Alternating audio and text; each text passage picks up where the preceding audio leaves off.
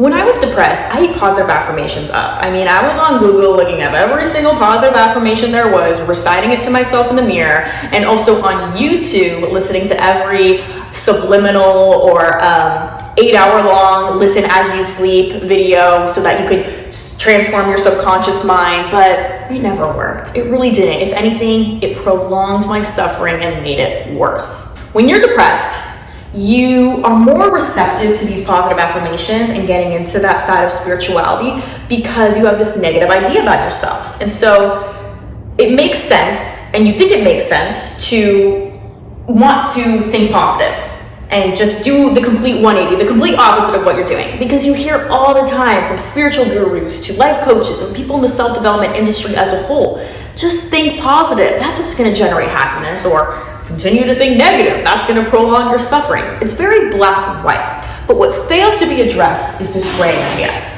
the gap, and the gap between what you believe to be true and what you want to be true. Once this gap is addressed, that is when true transformation occurs. So, the title of this video is The Most Powerful Affirmation, and the most powerful affirmation is in this gap. Because affirmations only work to affirm what you believe to be true, right? It's affirmations, it's affirming what you believe to be true. So when you're saying, oh, you're beautiful, meanwhile, you got this red rocket on your forehead like I did, and it's staring right back at you in your reflection, you're not gonna really feel beautiful, are you? Because there's clear evidence, literally right there in front of you, to support the beliefs, the negative beliefs you have about yourself. And then when you say to yourself, I am wealthy, you have $2 to your name in your bank account, well, clearly you're not wealthy, right? Your brain is immediately thinking of evidence to support the hardcore, negative, unfulfilling, unserving beliefs you have about yourself.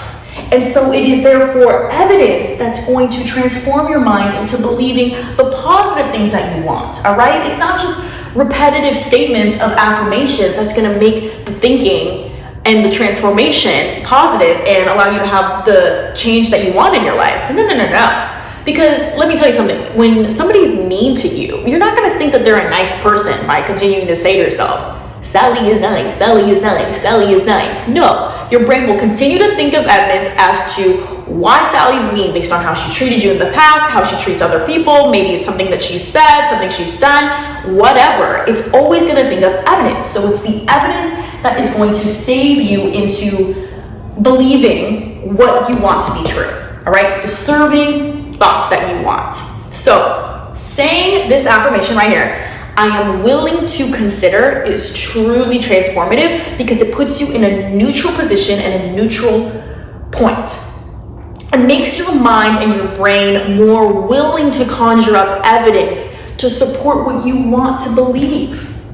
So, saying to myself as I look in the mirror, I am willing to consider I have clear skin. Well, now my brain is getting creative. Now it's thinking, okay, it's not asking for a lot, right? It's just you're willing to consider. You're starting at a very ground level, right? And because it's not this drastic jump, it's not gonna immediately discredit anything. It's gonna be more open to thinking of ideas to support this. It's like, okay, I'm willing to consider I have clear skin. Well, the skin is the largest organ on the body, so yeah, look at this. My skin's soft, it's velvety, it's olive, I got this amazing tan to me, right? And if the skin is the largest organ on the body, why am I only focusing on my face? That is a realization I had when I incorporated I am willing to consider into the beauty/good skin affirmation. Then this one, I am willing to consider I'm wealthy. Because like I said, when I would say, I am wealthy to myself with $2 in my bank account, it wasn't working, right? My brain was thinking of evidence to prove the hardcore belief that I'm broke, the truth that I thought to be true. But saying I am willing to consider I'm wealthy, well, my brain started thinking, yeah, you grew up in a great household, you're financially supported, right? Your parents financially support you. People in other parts of the world and people who are in unfortunate situations can't say that. So you are blessed, you live in a great neighborhood, you went to a private institution for school. I mean, I was like, yeah, you know what, just because I don't have that money right now in the bank account, I am wealthy because of the circumstance that I'm in just already, right? The circumstance that I was fortunate enough to be born into, and the family that I had, and how they raised me, and the resources that they have. So yes, I am willing to consider that I'm wealthy.